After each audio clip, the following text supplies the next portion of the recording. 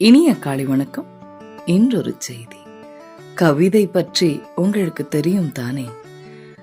அது கற்பனையின் வருகின்ற வார்த்தைகள் என்றாலும் படிப்பவர் மனதையும் கேட்பவர் மனதையும் தன்வசப்படுத்தும் கவிஞனின் அளப்பெரிய ஆற்றல்.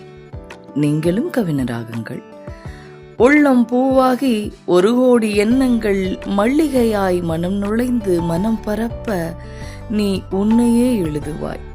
சோகங்கள் கூட ராகமாகும், அதுவே பின் பாடலாகும்.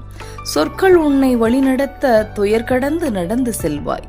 ஒரு எல்லை வரை வானம் காண்பாய், அதன் பின்னே உன்னை காண்பாய்.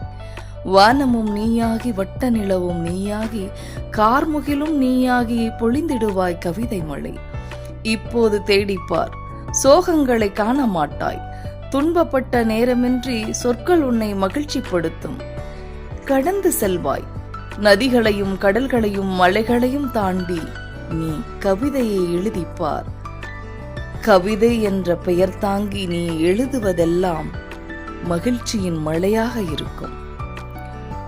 ஒரு கவிதை நம்மை தெளிவடைய வைக்கிறதெனில் அதை தொடர்வதில் குற்றமில்லை. ஒரு கவிதை நம்மை விழிப்படைய செய்கிறதெனில் அதனிடம் அடிபணிவது குற்றமில்லை. இந்த கனம் குறித்த நிச்சயமின்மைகளை விட்டுவிடுங்கள். எதிர்வரும் கனத்த புயல் பற்றி அச்சம் சிறிதுமின்றி மென்காலை பொழுதில் மிக சுறுசுறுப்பாய் இறைத்தேட பறக்கும் இந்த சின்னஞ்சிறு சிற்றுகளைப் போல் நீங்களும் உலகை ரசித்திடுங்கள், உங்கள் படைப்புகளை படைத்திடுங்கள் என்று சொல்லி இந்த நாள் உங்களுக்கு மிகச்சிறப்பான நாளாக அமைய என் வாழ்த்துக்கள்.